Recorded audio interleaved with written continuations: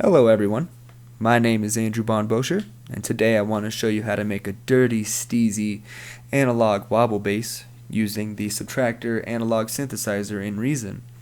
The track that you heard was just something I made for the tutorial, but I want to show you how to make that type of rolling bass sound from scratch. So let's get started. In my new project I did copy and paste the notes from the previous project over to here. And for time's sake, I did already create a combinator with a subtractor. Now, just make sure to right click in the rack, create a combinator, and then in the combinator, right click and create a subtractor. Make sure to right click on the subtractor and reset the device or initialize patch depending on what version of Reason you're using. Keep the mode on retrig since we're going to be using the filter envelope, but there are no right or wrong answers as long as you achieve the type of sound that you want. I set the pitch bend range to 12 for the full octave spread in case you do want to automate the pitch. But in the first oscillator section here, we're going to start off by changing the sawtooth waveform to a square, and we're going to change the octave from 4 to 2. We're going to increase the detune by 5 the cent, and then we're going to change the phase mode to subtractive. We're going to set the phase difference to about 82, so you can always hold shift and click and drag to get that specific number. And then next we're going to activate the second oscillator here.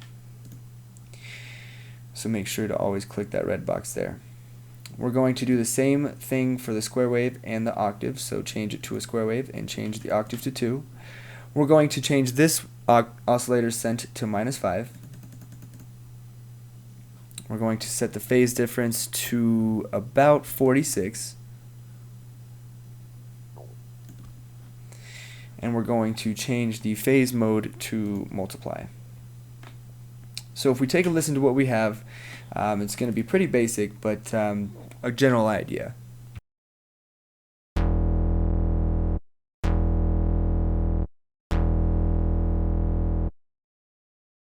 So a pretty basic square wave patch, nothing exciting, but if you have that type of sound right now, you're on the right track.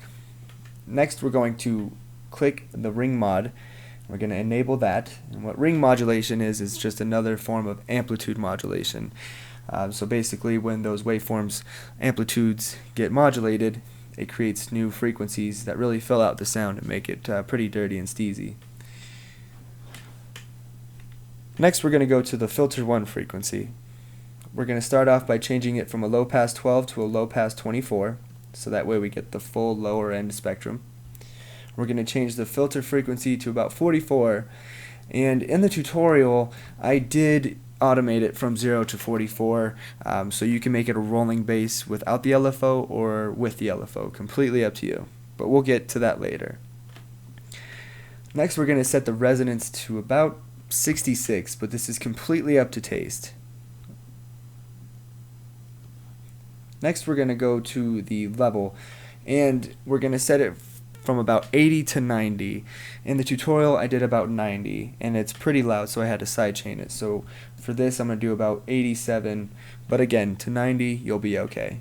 So if we take a listen again, this is what we have with the ring modulation and the filter.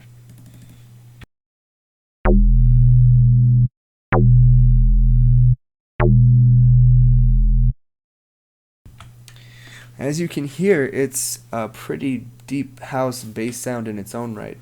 It's pretty cool. So if you want to use that, go for it, and then you're off and running. But we still have some work to do here. So now that we have the levels situated, we're going to go to the filter envelope section here.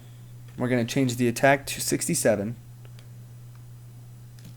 We're going to change the decay to 0. And again, in the tutorial I did automate the filter envelope decay to make it open up a little longer when it wasn't being modulated by the LFO. So completely up to you again. The sustain and the release are also at 0, so all three of these parameters are at 0 by default. The filter envelope amount will be at 91. This sets how much it affects the filter here. Next, we're just going to go to the amp envelope, increase the decay and sustain. And if you want to decrease the sustain or the decay, it's completely up to you. But for me, I just prefer it like this. Set the attack a little higher so it doesn't click at the beginning, and you can increase the release just a little bit so it doesn't click at the end. But if you are using the LFO to roll the frequency, if you have the release a little high, you will hear a little artifact at the end, since technically it will start to modulate at the end. So in all reality, I would set it to 0. So let's take a listen to what we have with the filter envelope and the amp envelope.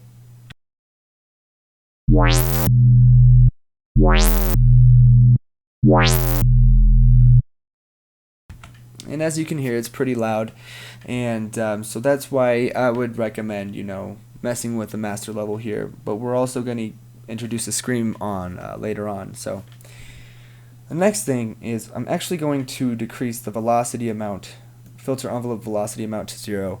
This is just a personal preference for this type of sound, but if you would like to use it and mess with the velocity, aka how hard you hit the keys, go for it.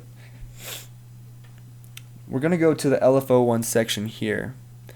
We're going to sync it up, and we're going to change the type of LFO waveform to the sawtooth going downwards.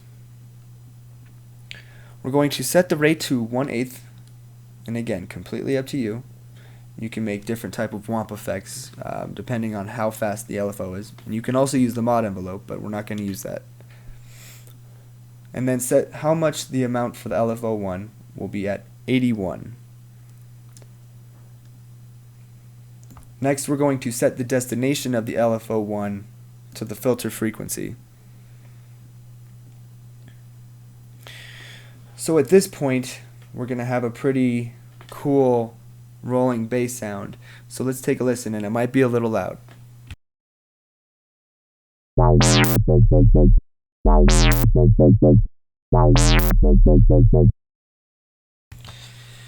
It is loud, and so again, always a good idea to mess with the level.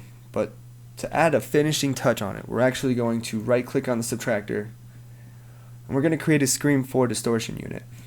And this is where the tape saturation really starts to shine. So we're going to set it to tape. We're going to set the damage to about 40.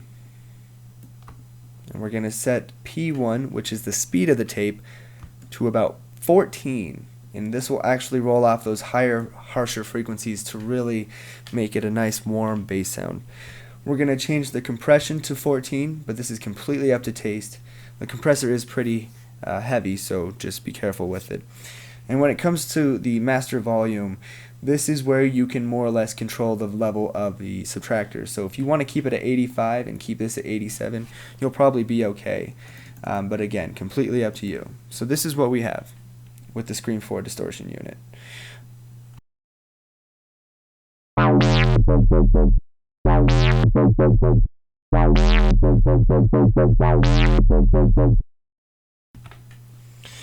It's a pretty dirty, steezy wobble bass. If you have issues with harmonic distortion or any sort of clashing frequencies with your kick, I would recommend EQing, but you can always use the cut. So I would just slightly cut out the lows, slightly increase the highs to give it a little warmth in the middle. And other than that, that's pretty much it. We've created an analog wobble bass, and please show me what you guys done with it. I really hope this inspires you to make something, and I will definitely make sure to save this, and we'll make it ABB wobble bass tutorial or subtractor tutorial. I will make it available for you guys, and that way you can mess with it and do whatever you like with it. But thank you so much for watching, and of course we're all students in this. We're always learning, so please show me what you did with this, and I'd love to see it. I'd love to listen to whatever you guys make. And any comments, any feedback, concerns, please let me know. And if you like the video, please don't forget to subscribe. So thank you again, and we'll see you next time.